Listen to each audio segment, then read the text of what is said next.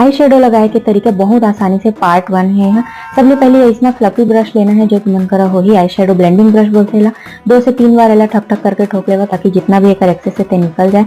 और एकदम matching powder type के शेड लेना है और ओला आईलिड में पूरा लगाना है। ओकर बाद जो भी हम कलर इस्तेमाल करबो वो मैट होना चाहिए क्रीज में और बिल्कुल आंखी के बीचों बीच रख के ब्लेंड करना है। ना आउटर कॉर्नर में भी नहीं रखना है, इनर कॉर्नर में भी नहीं रखना है, बीच में रखना है। और 5-6 बार इसमें आगे पीछे दाया बाया ऐसे घुमा लेगा, गोल गोल घुमा लेगा। एक देखा कितना अच्छे से ब्लेंड हो जाते। मैट शेड ही लेना है जो भी क्रीज में लगाना है, ठीक है।